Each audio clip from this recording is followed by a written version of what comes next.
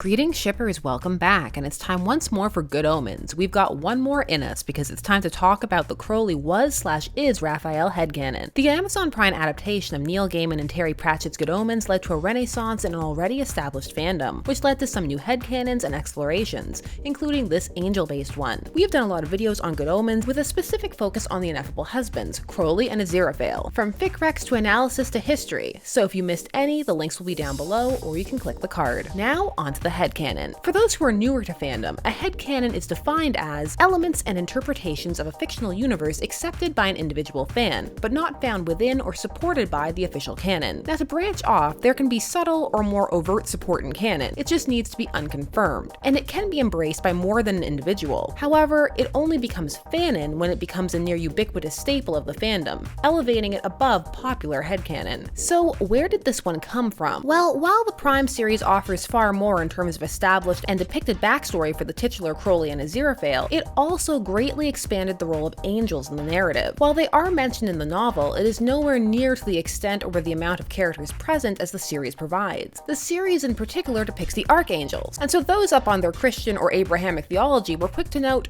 where is Raphael? In the Cliff Notes explanation, Raphael can be labeled as the Archangel of healing, and some came to feel there was more to his absence than lack of need in the narrative or oversight, though it must be noted that all branches of Abrahamic religions do not acknowledge Raphael as canonical in their text. But back to fandom. Some felt that perhaps Crowley was Raphael. Some also feel this because of how early Crowley clearly fell, already well fallen by the Garden of Eden, and perhaps more severely punished because he had once been so high. For someone so close to question so hard, kind of a big deal. A lot of this is driven by the fact that demons are for the most part, and definitely in Good Omens lore, fallen angels. Hence, there must have been a before for Crowley. Some felt this would also explain his extra level of disdain for the angelic upper management, but also why he is drawn to Raphael, an angel who is so clearly different from all the rest, and also one around whom he can give into his more angelic or kinder vestiges through the arrangement. Now, some enjoy really diving into theology with this one, trying to piece together a plausible tapestry and expand the lore in that way, while others take a more conceptual, looser approach. Some feel that Crowley's personality and motivations, his desire to save people, indicate that he was Raphael. As in Judaism and Catholicism, Raphael's main mentions are his missions of healing and rescue, leading some to believe that despite falling, he still cares. Some also take the idea that because of the prefix of Raphael's name, he too is Raphael, as his name means of Raphael. As a result, some theorize that Crowley and Raphael are two halves, literally torn asunder, trying to find their way back to one another, perfect soulmates, or one soul attempting to become whole once more. While for others, this is a strike against this headcanon, as they feel it diminishes part of what makes these two special, or that Raphael's name negates it, making it too convoluted or confusing. And some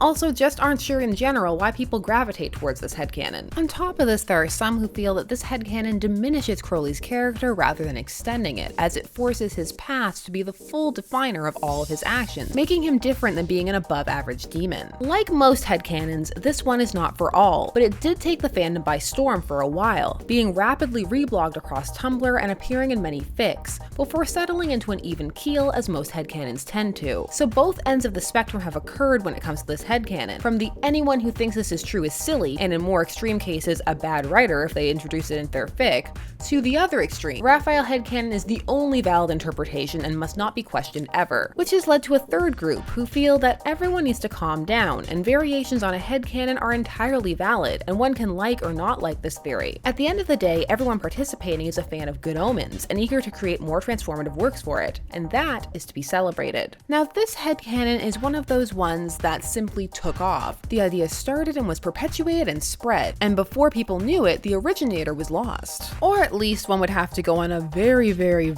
deep dive, scrolling for days. And many feel that this headcanon is more made up of the sum of its parts rather than the first time it was brought up. For some, this headcanon has been a blip. For others, it's been absolutely everywhere. What has your experience been? This is an intriguing one to look into, particularly because it can be taken in so many different directions. In a sea of domestic fics and missing scenes / getting together fics, this trope stands out, and many feel it's in a good way. Thanks for taking some time out of your day to once more dive into Good Omens. It's always a fun time. Extra special thanks to all my patrons, names on the side, for helping to make these videos possible. Get excited for Villeneuve, which was the winner of the monthly vote. More Femslash, hooray! Until then, subscribe, hit the bell notification, and stay tuned, for there are as many ships out there as there are stars in the sky.